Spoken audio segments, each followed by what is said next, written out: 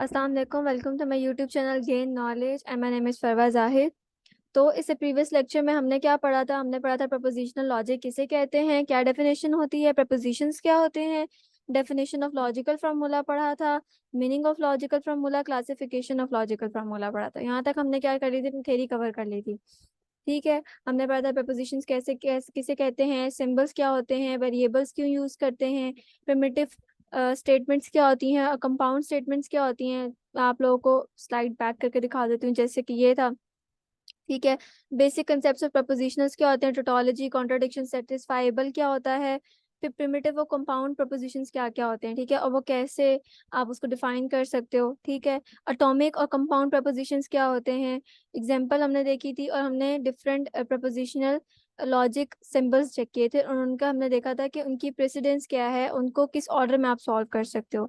ठीक है, अब इससे आगे हमने कंटिन्यू करना था। तो इससे आगे हम देख रहे हैं ट्रुथ टेबल। ट्रुथ टेबल में अब मैं आपको ट्रुथ टेबल है आप लोगों ने नोट डाउन कर लेने हैं। ठीक है, फर्स्ट है आपके पास बाय कंडीशन का। बाय कंडीशन का फॉर्मूला है, लेट्स सपोज आपके पास एक पी और क्यू है। ठीक है, अब आप लोगों को ट्रुथ टेबल तो बनाना आता होगा, कंप्यूटर स्टूडेंट्स हो, ठीक है, पढ़ रहे हो, अगर आर्टिफिशियल इंटेलिजेंस पढ़ रहे हो तो इट्स मीन कि बैकग्राउंड कंप्यूटर वाला है, तभी कंप्यूटर का कुछ ना कुछ बेसिक्स पता है, ट्रुथ टेबल बनाना सबको आता होगा। ठीक, अब यहाँ पे टू वैल्यूज हैं। ठीक है, तो इसके दो ट्रू टू दो फॉल्स हो गए और ट्रू फॉल्स पी क्यू। अब पी क्यू बना लिए। बाय कंडीशन में होता है कि बाय कंडीशन का सिंबल ऐसे होता है कि आपके पास दो एरो लग के दोनों तरफ आपके पास एरोज आते हैं, दो लाइंस लग के दोनों तरफ क्या आते हैं, एरोज आते हैं। ठीक है, अब बाय कंडीशन में आपके पास अगर दोनों स्टेटमेंट्स ट्रू होंगी तो ही आपका आंसर ट्रू आएगा। मतलब for example the sun rises from the east and the sun is let's suppose yellow, so it is sunny. ठीक है, तो मतलब कि दोनों स्टेटमेंट अगर ट्रू होंगी तो आपके पास ट्रू होगा, या दोनों स्टेटमेंट अगर फॉल्स होंगी तो आपके पास ट्रू होगा। ठीक है, मतलब आप बाय कंडीशन को सिंपल वर्डिंग में जैसे मैंने याद किया था अपना टाइम पे, मैंने ऐसे याद किया कि देखो अगर दो इस बाय कंडीशन में दोनों सेम होंगे तो ट्रू होगा। ठीक है, ट्रू ट्रू सेम था तो ट्रू हो गया, फॉल्स फॉल्स सेम था तो ट्रू हो गया, बाकी सारे क्या हो गए आपके पास, फॉल्स हो गए। सिंपल। फॉर निगेशन के लिए आपके पास टेबल निगेशन आपको पता होता है, उल्टा होता है। ठीक है, जो भी आपके पास आंसर आ रहा होगा आपने उसको ऑपोजिट कर दोगे तो आपके पास क्या आ जाएगा, निगेशन आ जाएगा। निगेशन का सिंबल ऐसे होता है। ठीक है, तो ट्रू था तो फॉल्स हो गया, फॉल्स था तो आपके पास ट्रू हो गया। देन आपके पास आ जाता है कंजक्शन। मैं अपना ये पॉइंटर चेंज कर लेती हूँ। ठीक है, देन आपके पास आगे कंजक्शन। कंजक्शन में मतलब कंजक्शन आपके पास होता है एंड। ठीक है, मैंने बताया हमारे प्रीवियस लेक्चर में कंजक्शन होता है एंड। ठीक उसी तरीके से पी क्यू आ गया। अब एंड आपका मतलब होता है कि लेट्स सपोज या तो आपके पास दोनों ट्रू हो सिर्फ, एंड होता है कि आपके पास कंफर्म होता है कि दोनों दोनों स्टेटमेंट आपके पास ट्रू होंगी तो ही ट्रू होगा। अगर उनमें से एक भी फॉल्स हो गया तो आपके पास आंसर क्या आएगा, फॉल्स। एंड में क्या होता है, दोनों ट्रू होने चाहिए, अदरवाइज क्या होगा, आंसर फॉल्स होगा। डिसजंक्शन जिसको हम और भी कहते हैं, उसमें क्या होगा, कोई एक भी ट्रू होगा तो हमारे पास ट्रू आएगा। जैसे फॉर एग्जाम्पल ये दोनों ट्रू थे, ट्रू आया। इन दोनों में से कोई एक ट्रू है, हाँ ट्रू है तो ट्रू आया। इन दोनों में से कोई एक ट्रू है, जी ट्रू है तो ट्रू आया, और दोनों फॉल्स थे, अब इनमें कोई भी ट्रू नहीं था, दैट्स व्हाई आंसर फॉल्स हो गया। ठीक है, इस तरह आप और को सॉल्व करते हो। कंजक्शंस मीन एंड डिसजंक्शंस मीन्स और। देन आपके पास आता है इम्प्लीकेशन। इम्प्लीकेशन क्या होता है कि आपके पास फॉल्स कब आएगा, सिर्फ आपने फॉल्स ये देखना होता है। फॉल्स तब आता है जब आपके पास पहली स्टेटमेंट ट्रू हो और सेकंड स्टेटमेंट फॉल्स हो, तो आपके पास फॉल्स आता है। फॉर एग्जांपल अगर आपके पास पी एंड क्यू और पी और क्यू को आपने निकालना है, सॉल्व करना है, ठीक है, उन दोनों के बीच में आपने इम्प्लीकेशन का साइन है, पी एंड क्यू और पी और क्यू दोनों लिखे हुए लेट्स सपोज, उसके बीच में इम्प्लाइज है। लेट्स सपोज मैं आपको लिख के दिखाती हूँ, लिखना बहुत मुश्किल होता है यहाँ पर। जैसे कि फॉर एग्जाम्पल अब यहाँ पे पी और क्यू है ना, यहाँ पे मैं लिख देती हूँ पी एंड क्यू। ठीक है, और यहाँ पे मैं एक इम्प्लाइज का साइन बना देती हूँ। ऐसे भी हो सकता है इम्प्लाइज साइन, और एक और लाइन भी हो सकती है इसमें। ठीक है, मैंने इम्प्लाइज साइन बना दिया। अब इसमें और इसके दरमियान क्या आ गया, इम्प्लाइज, तो मीन्स कि पहला वाला ट्रू होना चाहिए, सारे इसका आंसर ट्रू होने चाहिए, और इसका आपके पास क्या होना चाहिए, फॉल्स होना चाहिए। देन आप इसका आंसर जो होगा, अगर फॉर एग्जाम्पल इसका ट्रू है, लेट सपोज इसमें ये ट्रू है और ये ट्रू है, ठीक है, तो आपका आंसर क्या आएगा यहाँ पर, यहाँ पे आंसर क्या आएगा आपका, इम्प्लाइज में ट्रू आएगा। ठीक है, क्योंकि आपके पास सेकंड वैल्यू जो थी वो फॉल्स नहीं है। इसी तरीके से अब ये ट्रू है, ये ट्रू है, यहाँ पे भी ट्रू आएगा सेम, फिर ये फॉल्स है, ये ट्रू है, यहाँ पे भी ट्रू ही आएगा, यहाँ पे भी आपका क्या आएगा, ट्रू आएगा। लेकिन अब यहाँ पे फॉल्स है, यहाँ फॉल्स है, तो यहाँ पे भी ट्रू ही आएगा। मतलब पूरा टेबल आपके पास क्या आ रहा है, ट्रू ही आ रहा है। लेकिन लेट सपोज अगर मैं यहाँ पर क्या करती हूँ, इसको काट के यहाँ पे, ये कट नहीं रहा मेरे पास, ये मैंने काटा और यहाँ पे मैं लेट्स सपोज फॉल्स लिख देती हूँ, यहाँ पे फॉल्स था, ठीक है। तो फिर क्या हो जाएगा, यहाँ पे मेरे पास क्या आ जाएगा, फॉल्स, क्योंकि पहली स्टेटमेंट क्या हो गई थी मेरी ट्रू और सेकंड स्टेटमेंट मेरी क्या हो गई थी, false.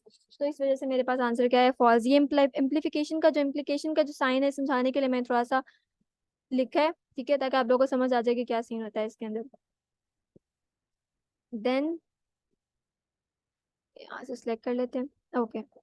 To table with three propositions, अभी आपको ना जो हमने पहले पढ़ लिए कंजक्शंस, कनेक्टिव्स पढ़ लिए हैं, ठीक है। कनेक्टिव्स कहते हैं बेसिकली उसको कनेक्ट करने के लिए, दो स्टेटमेंट्स को कनेक्ट करने के लिए आपके पास कनेक्टिव्स यूज होते हैं, ठीक। जैसे फॉर एग्जांपल पी एक स्टेटमेंट है, क्यू एक स्टेटमेंट है, आर एक स्टेटमेंट है, तो इनके बीच जो हमने जो भी साइंस लगा रहे हैं क्या है, कनेक्टिव्स है। मैंने पी लिखा, क्यू लिखा, आर लिखा, निगेशन ऑफ आर। अब मैंने सॉल्व कैसे करना था, इसको सॉल्व करना था, पी और Q implies to negation of R, ठीक है। तो मैंने क्या किया, अब मैंने पी क्यू आर तो लिखा, मतलब तीन वेरिएबल्स है मेरे पास, P Q and R. Then मैंने देखा अच्छा पी और क्यू के दरमियान तो और है, और निगेशन ऑफ आर है, निगेशन ऑफ आर मतलब आर के जितनी भी वैल्यूज है उन सबको उलट लिख देना है। मैंने निगेशन ऑफ आर का कॉलम बनाया है, और उसके अंदर जहां जहां ट्रू था उसको फॉल्स कर दिया, जहां जहां फॉल्स था उसको मैंने क्या कर दिया, ट्रू कर दिया, ठीक। एक तो ये काम हो गया। दूसरा मैंने देखा पी और क्यू का टेबल बनाना है मैंने, मतलब पी और क्यू के दरमियान मैंने और फाइंड करना है, मतलब दोनों में से कोई भी ट्रू होगा तो ट्रू हो जाएगा, तो मैंने वो फाइंड किया, लाइक दोनों में से कोई भी ट्रू हो, ट्रू, इसका भी आंसर ट्रू होगा, इसका भी आंसर ट्रू, ट्रू, फिर इसका भी ट्रू, ट्रू, और इसका फॉल्स होगा और इसका भी फॉल्स होगा। तो ऐसे ही चल रहा था यहाँ पर, ठीक है, ऐसे ही हुआ। तो अब हमने क्या किया, हमारे पास ये भी फाइंड हो गया, हमारे पास ये भी, अब हमने क्या फाइंड करना है, इम्प्लीकेशन फाइंड करना है, ठीक है, इम्प्लाइज का साइन फाइंड करना है। इम्प्लाइज में मैंने बताया कि पहली वाली, मतलब अब आप लोगों ने ये नहीं करना कि आर को फर्स्ट रख लिया और पी और क्यू को सेकंड रख लिया, नहीं। जो इस कंडीशन में पहला है उसको आपने पहला रखना है, और जिस कंडीशन में सेकंड है उसको आपने सेकंड रखना है, ठीक है। जैसे फॉर एग्जाम्पल पेन ले लेते हैं, ये आपके पास फर्स्ट है और ये आपके पास सेकंड है। तो सेकंड में अगर आपके पास फॉल्स होगा तो आपके पास आंसर फॉल्स आएगा, अदरवाइज क्या आएगा, ट्रू। अब पहला आपके पास ट्रू है, सेकंड फॉल्स है, तो यहाँ फॉल्स हो गया, ठीक है। पहला ट्रू है, दूसरा ट्रू है, दूसरे में भी ट्रू आ रहा है तो इसमें ट्रू, फिर दूसरे में फॉल्स आ गया तो ये भी फॉल्स हो गया, दोनों ट्रू हैं तो ट्रू हो गया, फिर दूसरे में फॉल्स आया तो ये फॉल्स हो गया, दोनों ट्रू हैं तो ट्रू हो गया। अभी देखो पहला भी फॉल्स है, दूसरा भी फॉल्स है, तो ये फिर ट्रू होगा, क्योंकि हमारे पास पहला ट्रू होना चाहिए, दूसरा फॉल्स होना चाहिए इम्प्लाइज में, ठीक है। पहला फॉल्स दूसरा ट्रू, तो ये भी ट्रू होगा, ठीक। तो ये था इम्प्लाइज के साइन को आपने बहुत अच्छे तरीके से समझना है, ठीक है, क्योंकि ये बहुत इंपॉर्टेंट है। ओके, तो हम आगे फर्दर चलते हैं। लॉजिकल इक्विवेलेंस क्या होता है, logical equivalence is one of the feature of preposition logic. Two preposition are said to be logically equivalent if and only if the column of truth table are identical to each other। आप ये क्या कह रहे हैं, logical equivalence जो है वो preposition logic में यूज होता है। अब उसमें होता है क्या है कि आपके पास दो कंडीशंस दी होती है, दोनों कंडीशंस आपके पास आइडेंटिकली इक्वल आनी चाहिए, ओके। आइडेंटिकली इक्वल मतलब फॉर एग्जांपल आपके पास क्वेश्चन में गिवन था निगेशन ऑफ ए और B is equal to A implies B, मतलब कि निगेशन ऑफ ए और बी का answer A implies to B के इक्वल आना चाहिए, ठीक है। तो हमें पता चल गया अच्छा कितने वेरिएबल्स यूज हो रहे हैं, ए और बी यूज हो रहा है, तो मैंने ए और बी लिख लिया। पहले वाले में दो ट्रू दो फॉल्स आ जाएंगे, दूसरे वाले में ट्रू फॉल्स आ जाएगा, ठीक है। आपने बस वो आपको निकालना तो आता होगा, टू की पावर जितना हो, अगर फॉर एग्जाम्पल टू की पावर यहाँ पर दो थी ना, टू की पावर टू थी तो फोर रोज बनेंगी। रोज निकालने का तरीका कैसे होता है, मैं यहाँ बता देती हूँ। लेट्स येलो ले लेते हैं, मे भी नजर आ जाए, ठीक है। अब अगर फॉर एग्जाम्पल मैंने रोज निकालनी, मुझे पता नहीं चल रहा कितनी रोज बनेंगी। अब मेरे पास दो वेरिएबल है, पहले आप वेरिएबल काउंट करोगे, दो वेरिएबल है टू, ठीक है। सब टू की पावर में रखना है आपने हर चीज, टू, और टू की पावर में कितने वेरिएबल्स हैं, टू है, तो टू की पावर मैंने टू रख दी, ये टू बहुत ही गंदा सा बना है, ठीक है, which is equals to four. तो यहाँ मेरे कितने रो बन गई, फोर। लेट्स सपोज अगर यहाँ पे थ्री आ जाते हैं, ए बी सी आ जाता है, तो टू की पावर मैं अगर यहाँ पर थ्री कर दूं तो टू की पावर थ्री कितना हो जाएगा, two into two four, four into two two two जा फोर और फोर टू जा एट, तो आपके पास कितने कॉलम्स बन जाएंगे, सॉरी रोज बन जाएंगी, एट बन जाएंगी, ठीक है। यहाँ मेरे बहुत गंदा लिखा जा रहा है, आप लोगों ने इतना बना लेना, एट रोज बन जाएंगी। तो यहाँ पे क्या आ जाएगा, फर्स्ट वाले में four true four false, second वाले में टू टू ट्रू और टू फॉल्स, और थर्ड वाले में सी में क्या आ जाएगा, true false true false true false, ठीक है। इस तरह से आप लोगों का बनेगा। आप लोगों को अगर मे भी कंसेप्ट ना पता हो कि ट्रुथ टेबल बनाते कैसे हैं, तो मैंने थोड़ा सा क्लियर कर दिया, ठीक है। कि आप टू की पावर में रखोगे जितने भी वेरिएबल्स हैं, आपके पास पता चल जाएगा कि नंबर ऑफ रोज कितनी होंगी। अच्छा मैंने ए लिख लिया, बी लिख लिया। अब मैंने देखा कि और किस क्या क्या चीजें जरूरी थी इसमें, अब निगेशन ऑफ ए है, मतलब कि ए का उल्ट भी चाहिए, तो मैंने ए को जब लिखा तो जहां जहां ट्रू था फॉल्स था उनको मैंने ऑपोजिट कर दिया। अब निगेशन ऑफ ए और बी का और निकालना है, मतलब पहला वाला ए और फिर बी को रख के उनके बीच में और निकालना है। मैंने और निकाल लिया एंड देन मैंने ए इम्प्लाइज बी निकाला, मतलब ए और बी का इम्प्लाइज निकाला, पहली वैल्यू ये दूसरी ये है, तो यहाँ पे फॉल्स आएगा, बस सिर्फ यहाँ पे फॉल्स आएगा, उसका भी यहाँ पे फॉल्स है, मतलब कि ये मेरे एक लॉजिकल इक्विवेलेंस को प्रूव कर रहा है, ये बता रहा है कि दोनों कंडीशंस जो है वो मेरी इक्वल आएंगे। ठीक है, नाउ लॉज आ जाते हैं, लॉज ऑफ प्रोपोजिशन लॉजिक, ये कुछ लॉज हैं जो आपको याद करने हैं। ठीक है, इक्विवेलेंस एंड इम्प्लीकेशन लॉ, अब आपने इसको प्रूव भी करना है, अपना रजिस्टर नोटबुक पास रखनी है और इसको प्रूव करना है। देखो प्रूफ ऐसे होते हैं, जैसे ऊपर मैंने एग्जांपल कराई ना ये, ठीक है, ये एग्जांपल कुछ इस तरह से आपको दी हुई होगी, मेंशन होगी। लेट्स सपोज यहाँ पे होता है निगेशन ऑफ ए और B equals to A implies B, तो इस तरह दिया होगा, आपने इसको सॉल्व करना होगा बाय यूजिंग ट्रुथ टेबल। ठीक, इक्विवेलेंस एंड इम्प्लीकेशन का लॉ क्या होता है, P biconditional Q equals to P implies Q and Q implies P. अब मैंने बताया था इम्प्लाइज के साइन में डबल लाइंस भी आ सकती हैं। ठीक है, आपने इसको सॉल्व करना है, देखना है कि आया इन दोनों के आंसर सेम आ रहे हैं कि नहीं आ रहे, फॉर योर ओन प्रैक्टिस। ठीक है, पेपर के लिहाज से भी आप लोगों की स्पीड बढ़ जाएगी। इम्प्लीकेशन लॉ क्या होता है, P implies Q equals to negation of P और क्यू। एब्जॉर्प्शन लॉ क्या होता है, पी एंड ट्रू, ट्रू है, ठीक है, equals to P, P and false equals to false, P और true equals to true, P और फॉल्स इक्वल्स टू पी। ठीक है, पॉजिटिव में भी। इन्वोल्यूशनल लॉ क्या होता है, पी की जगह आप कुछ भी लगा सकते हो। ठीक है, इन्वोल्यूशनल क्या है कि निगेशन और negation of P equals to P, मतलब कि फॉर एग्जांपल अगर आपके पास पी है और निगेशन आप लेते हो फिर दोबारा उसका निगेशन लेते हो तो दोबारा से आपके पास पी ही आएगा। एडम्पोटेंट लॉ क्या है, P and P equals to P, P और पी इक्वल्स टू पी, मतलब पी का आप पी के साथ, मतलब पी का ही, जैसे फॉर एग्जांपल आपके पास ये ए है, ए का आप और ए के साथ लोगे तो भी ए आएगा, ए का एंड ए के साथ लोगे तो भी ए ही आएगा। ठीक, कम्प्लीमेंट लॉ क्या होता है, कम्युनिकेटिव लॉ क्या होता है, कम्यूटेटिव लॉ क्या होता है, एसोसिएटिव क्या होता है, डिस्ट्रीब्यूटिव क्या होता है, डिमॉर्गन्स क्या होता है। ये लॉज जो हैं ये आपको प्रूव हुए हुए हैं, ये आपने इनको सॉल्व करना है, कंडीशन आपने, ये आपका टास्क है मेरी तरफ से। ठीक है, आप लोग को रजिस्टर खोलिएगा और इसको सॉल्व करना है। अब मैं इसको, इसका यूज कहाँ होता है, इसका यूज होता है आपके पास canonical conjunction, conjunction canonical form में अंदर। ठीक है, आपने इसको सॉल्व वहां करना होता है, आपने ये लॉज याद कर लेने हैं। ठीक है, थोड़े से ही हैं, 1 2 3 4 5 6 7 8 9 10, 10 है। ठीक है, तो ये 10 लॉज आपने याद करने हैं। क्यों, जब आप आगे क्वेश्चन सॉल्व करोगे, कंजक्शन कनोनिकल फॉर्म सॉल्व करोगे तो क्या करोगे कि आप इसमें अपने लॉज यूज करोगे। ठीक है, अब इस स्लाइड को मैं बड़ा कर देती हूँ क्योंकि यहाँ पे ना ये नजर नहीं आएगा सही। ओके, यहाँ से मैं बता देती हूँ, एनाटॉमिक फार्मूला है और it's negation is called literal. ठीक है, एटॉमिक फार्मूला या एक नेगेशन कह लो तो वो क्या होगा, लिटरल कहलाएगा। एंड द डिसजंक्शन लॉजिक, और डिसजंक्शन मैंने बताया कि और कहते हैं, of the literal is called a clause. अब मैं समझाती हूँ कैनोनिकल फॉर्म को आप सॉल्व कैसे करते हैं। इसको बड़ा कर लेते हैं, पहले एक को बड़ा करते हैं देन दूसरे को। आई होप को नजर आ रहा हो। ठीक है, अच्छा, यहाँ से चलो, अच्छा, अब आपके पास ये क्वेश्चन था, conversion to of a logical formula to normal form. Negation of P थोड़ा सा ब्लरी है, लेकिन आई होप कि आप लोगों को समझ आ जाएगा कि नॉर्मल ही लिखा हुआ है। ठीक है, निगेशन ऑफ पी और मैं साथ साथ बोल भी रही हूँ तो आप लोगों को बेटर अंडरस्टैंडिंग हो जाएगी। वहां से फिर लेजर ले लेते हैं क्योंकि एरो नजर नहीं आता।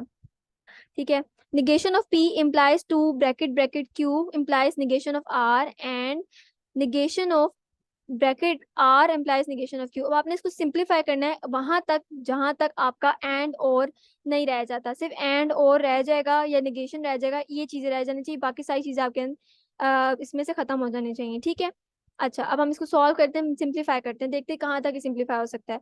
अब मैंने अगर जब इस स्टेटमेंट को देखा तो मैंने देखा यार ये किसी चीज से मिल रहा है, तो यहाँ पे मैं इम्प्लीकेशन लॉ लगा सकती हूँ। कैसे, निगेशन ऑफ पी इम्प्लाइज, और आगे मेरे पास एक स्टेटमेंट है, अगर मैं पुराने वाली साइड पे जाऊं तो इम्प्लीकेशन लॉ क्या है, देखो ये निगेशन ऑफ पी और क्यू। ठीक है, तो यहाँ पे मैं अपने इम्प्लीकेशन लॉ लगा सकती हूँ। ठीक है, कि ये फॉर एग्जांपल देखो यहाँ पे P इम्प्लाइज Q है, तो मैं लेट सपोज इस पूरे को P कंसीडर कर रही हूँ, इस पूरे को निगेशन ऑफ P को क्या कर रही हूँ, P कंसीडर कर रही हूँ, और इस पूरे को क्या कंसीडर कर रही हूँ, Q। तो P और फिर मैंने इम्प्लाइज और ये आगे Q है, तो मैंने कहा अच्छा चलो मेरे किसी लॉ में से किसी एक लॉ से ये कनेक्ट हो रहा है, मिल रहा है। तो मैंने क्या किया, मैंने जब इसको खोला, तो अब बैक जाते हैं, मैं बैक से दिखा देती हूँ। ये P था, इम्प्लाइज Q था, अब यहाँ पे निगेशन ऑफ P था, तो क्या होगा, निगेशन निगेशन ऑफ P हो जाएगा और Q ऐसे ही आएगा। ठीक है। तो नेगेशन नेगेशन ऑफ पी होगा, नेगेशन तो एक अपना क्वेश्चन का चल रहा है, और हो गया, और के बाद मैंने क्यू जो ऊपर वाली वैल्यू थी वैसी उतार ली, और मैंने आगे क्या लिखा, आगे मैंने लिखना है कि मैंने कौन सा लॉ अप्लाई किया है, बाय इम्प्लीकेशन लॉ पी और Q equals to negation of P और क्यू। ये हमारे पास था ऑलरेडी और हमने इसमें कन्वर्ट कर दिया। अब मैंने देखा कि अब क्या होगा, अब हमारे पास क्या हो रहा है, लेट सपोज मैंने देखा, अच्छा यहाँ पे, ये देखो यहाँ पे क्या हो रहा है, अब पी इम्प्लाइज क्यू, फिर से वही काम हो रहा है आपके पास, फिर से वही इम्प्लीकेशन लॉ लग रहा है यहाँ पे, देखो ये पी है, ये इम्प्लाइज है, और इस पूरे को हम एक क्यू कह रहे हैं, ठीक है। तो मैंने क्या किया, दोबारा से इम्प्लीकेशन लॉ जब लगाया तो निगेशन ऑफ पी आएगा, मतलब कि आर जो होगा वो निगेशन के साथ आ जाएगा, और आ जाएगा इम्प्लाइज का साइन और में चेंज हो गया, और निगेशन ऑफ क्यू ऐसे ही उतर आएगा क्योंकि क्यू आपके पास सेम था, ठीक। अब फिर मैंने इसको जब थोड़ा सिंप्लीफाई किया, मैंने क्या किया, निगेशन निगेशन मैंने बताया था कि निगेशन निगेशन ऑफ पी क्या होगा, पी होगा, तो आप यहाँ पे लिख सकते हो आइडेम्पोटेंट लॉ, जो कि मैंने नहीं लिखा बाय मिस्टेक, ठीक है। निगेशन, ये involution law, sorry, involution law क्या होता है कि negation negation of P equals to P होता है। तो मैंने क्या, negation negation of P equals to P, तो यहाँ पे आप लिख देना आइडेम्पोटेंट लॉ, और फिर यहाँ ये वाली चीजें जिसमें कुछ सॉल्व करने वाला नहीं है, और जब मैंने निगेशन को यहाँ पे ब्रैकेट में सॉल्व किया तो यहाँ से सारे अंदर के निगेशन खत्म हो गए और ये आर और क्यू आ गया, ठीक। और बाहर क्योंकि निगेशन था, और अंदर के जितने भी साइंस होंगे जाहिर सी सब हम सॉल्व करते हैं, अगर बाहर माइनस है तो अंदर साइन सारे सेम चेंज हो जाएंगे, डिवाइड हो तो मल्टीप्लाई भी हो जाता है समटाइम। तो यहाँ पे भी वही सीन है कि अगर निगेशन है तो अंदर आपके पास अगर और था तो वो एंड में कन्वर्ट हो गया, ठीक है। अब मैं इसको छोटा कर देती हूँ, और इसको हम बड़ा कर लेते हैं, क्योंकि अब इसको समझाना है, इसके आगे स्टेप स्टार्ट हो रहे हैं, ठीक है। ओके, तो ओ ये तो बहुत ज्यादा बड़ा हो गया, च- चलो यहाँ से काम चल जाएगा, ओके। फिर अब हमारे पास जो चल रहा था काम, वो उसी को आगे हमने देखा कि अच्छा वो चीज तो होगी, हमारे पास समझ में आ गई, लेकिन अब उस पे क्या लग रहा है, हमारे पास डिस्ट्रीब्यूटिव लॉ लग रहा है, ठीक है। उस पे हमारे पास क्या लग रहा है, डिस्ट्रीब्यूटिव लग रहा है, वो कैसे लग रहा है, मुझे दोबारा से छोटा करना पड़ेगा कि दोनों चीजें ऊपर नीचे चलेंगी तो ही नजर आएगा। इसको थोड़ा सा और छोटा कर लेते हैं, ठीक है। चलो ठीक है, अब यहाँ पे देखो क्या बन रहा है, पी और क्यू एंड आर, पी और ये पूरा एक क्यू है और ये पूरा एक आर है। तो डिस्ट्रीब्यूटिव लॉ में क्या होता है, अगर पी और क्यू एंड आर हो तो हम उसको पी और आर, मतलब पी को आर के साथ भी और पी को क्यू के साथ भी और बीच में क्या आ जाएगा, एंड आ जाएगा। मैंने वही काम किया, पी और क्यू, ठीक है, पी और आर और बीच में क्या लगा दिया, एंड, ठीक है। फिर मैंने इसको सिंप्लीफाई किया, मैंने देखा कि अच्छा ठीक है, ये हमारे पास डिस्ट्रीब्यूटिव लॉ लगा, डिस्ट्रीब्यूटिव लॉ लगने के बाद मैंने इसको मल्टीप्लाई कर दिया, अंदर पी को क्यू के साथ भी किया, पी को आर के साथ भी किया, इधर भी पी को आर के साथ, इधर पी को क्यू के साथ, देखो मेरे पास अलग अलग बन गए, ठीक है। जब मेरे पास ये हो गया तो मैंने क्या किया, अब आगे मेरे पास क्या हो रहा है, वही चीजें फर्दर कंटिन्यू हो रही है, देखो ये चीज ऐसे लिखी, मैंने सिर्फ यहाँ से ब्रैकेट हटा दी, दैट्स इट, और कुछ भी नहीं किया, ठीक है। तो ये आपके पास आंसर आ गया, आप इसको ऐसे लिखो या ऐसे लिखो, आपकी मर्जी, आपके पास आंसर आ गया, मजीद ये सॉल्व नहीं हो सकता, ठीक है। मजीद अगर आप सॉल्व करना चाहो किसी लॉ से, अगर आपको लगता है कि कोई और लॉ लग रहा है तो बेशक लगाओ, देखो, बट यहाँ तक ये सॉल्व होना खत्म हो गया, ठीक है। तो इस तरह आप सॉल्व करते हो किस चीज को, अपनी कंजक्शन कैनोनिकल फॉर्म्स को, ठीक है। अब हम देख लेते हैं कि हमने पढ़ा क्या, हमने देखा कि हमारे पास प्रेसिडेंस क्या क्या होती है, ट्रुथ टेबल क्या होता है, bye conditional, negation, conjunction, disjunction, implication. फिर हमने ट्रुथ टेबल सॉल्व किया कि प्रायोरिटी कैसे आपने सॉल्व करनी है, निगेशन आपने पहले सॉल्व करना है, देन और देन इम्प्लीकेशन, ठीक है। इक्विवेलेंस क्या होती है, इक्वालिटी इसमें शो करनी होती है, दोनों कंडीशंस जो है वो एक दूसरे के बराबर आने चाहिए, दोनों के आंसर सेम आने चाहिए। हमने लॉस देखे और फिर देन हमने देखा कि कंजक्शन कैनोनिकल फॉर्म क्या होती है, ठीक है। तो आज का हमारा लेक्चर यहीं तक था। अगर आपको मेरी वीडियो अच्छी लगी हो तो kindly like my video, subscribe my channel. Thank you so much.